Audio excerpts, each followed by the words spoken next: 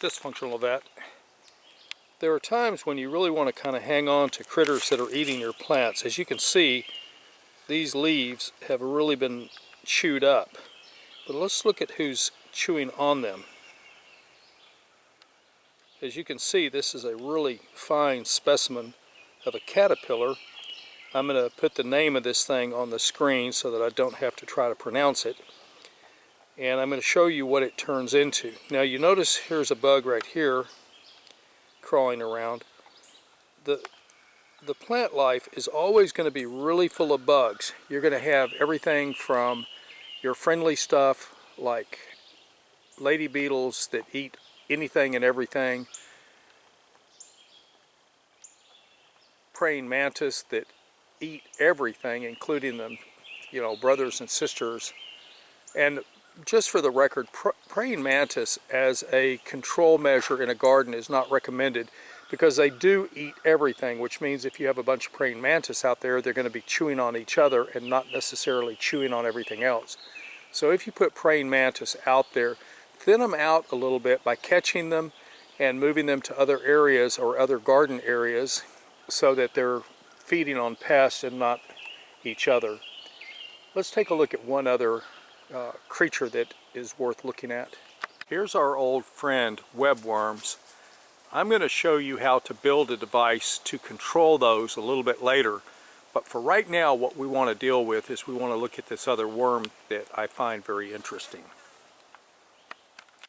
If you find this plant in your yard, don't cut it down. It may be one of the world's best painkillers. It's been compared to dropping a rock on your foot.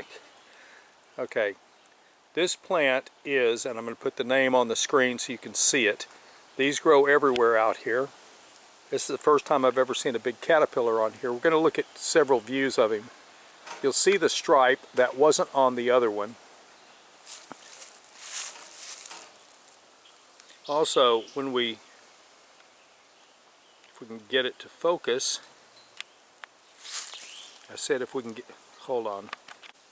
There we go. As you can see, there are no eye spots on this one, on either end. He's got these nice white stripes, and each segmented portion of the body is segmented. Note that he's got some fake feet or false feet at the bottom. He's got 4 sets of hand or feet for hanging on, and up here at the mouth he's got some really decent looking jaws. Now that's not me shaking, that's the wind blowing this plant. I've had a lot of comments about people saying that I shake too much. I'm well aware of that. I've heard that from everybody I know for as long as I can live. So let's discuss these things and what they mean to you, the taxpayer. These creatures, while not necessarily beneficial, they do produce moths that are of nice beauty. And in addition to that, there are people that sell fixed specimens of these things. I'm watching the dogs over there. Pretty amazing. I didn't know. Whoa! Algae is just like her mother. She can jump about 6 feet already, and she's only less than 6 months old. Okay, anyway, there are people that collect moths and they sell preserved specimens of them online. You'll find them in various things. If you're into collecting butterflies and moths, there's an entire industry out there where you can sell to collectors. The key to this is to have a good product, have a good system for distributing your product, and have excellent advertising. And I'm going to diverge for about 1 second. I've been watching and paying attention to business news. I watch Business Insider, I read the Wall Street Journal, I read a lot of stuff on business. And right now, Meghan Markle is the laughingstock of anybody in business for her launch of her, strawberry jam or something like that, because she had 50 bottles available according to the labeling, and the only people that got them they were gifted to them, but you, the public, can't buy them. And this is a major blunder. It's going to make people not interested in the product, and it's a major blow to things. If you're going to do some marketing, I strongly suggest talk to somebody who's in business of any kind, whether they're doing retail, they're doing online catalog, they're someone that has a or cricket, and they go to different types of rallies and things, and they set up and they make their images and all that good stuff. Talk to the people that are making their money online and find out what their business model and try to emulate it. In the case of Meghan Markle, she is actually copying a company, I just went blank on the name of it. I'd never heard of it before, but a lot of people that have fame and fortune through various things sell products there that come from the land they own. The bottles are expensive, say 65 to 85 for a jar of honey, but you're getting it from a known person at a known location. And in the case of Meghan Markle, she is saying that all her stuff is sourced locally, and if you know anything about the agriculture of California, you know it's collapsing, so it cannot possibly all be sourced from that location. And if she's making it herself, which I don't believe, then she's only able to produce so much per day, and she could never fill orders, which might be why she's trying to make it limited so that people are going to scramble for the product. Either way, there is a mass market out there for preserved insects. One of the websites I looked at some years ago was Insect King. That noise you hear are the dogs after an animal in an abandoned something that was left out here.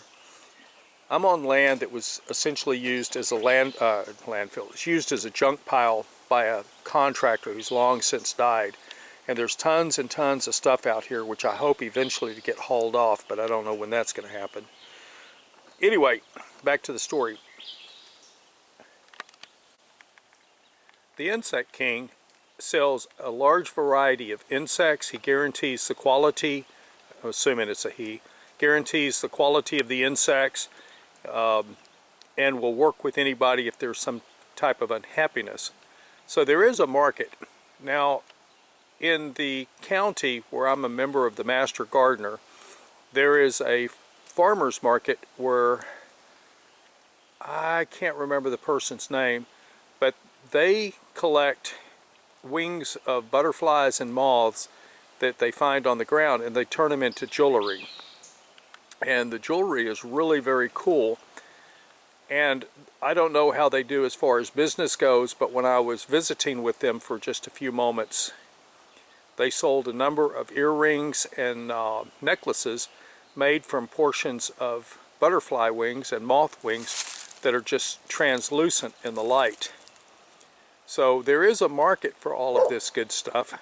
You just have to find a niche that no one is filling in your area and make it happen. Whether you're selling auto parts, for those of you that watch Wonder Hussy Adventures, she's frequently talking about keeping her vehicle in good repair and how people have told her better equipment for her car in order, or I think she's got a 4Runner. They've told her better equipment to get longevity out of the parts and things that she can do to better enhance the experience of her off-road traveling and adventures. There are other people that have received really cool stuff to promote the product without necessarily being paid to promote it. That's how I've run across a few things. And so, but find out what the business model that people are using, emulate it. Don't be like Meghan Markle, commit intellectual property theft and then fail to even use the model that you've stolen. I'm going to call this a quits for an interruption. You can hear my dogs, they're hearing the coyotes.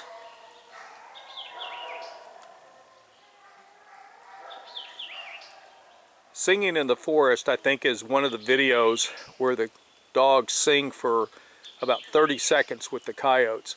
The coyotes are going to sing first, then the Polar Gang, which is my German Shepherds, are going to kick in, and then the Mews, which are my little bitty dogs, will start singing. Dysfunctional Vet wishing all of you good day. Out.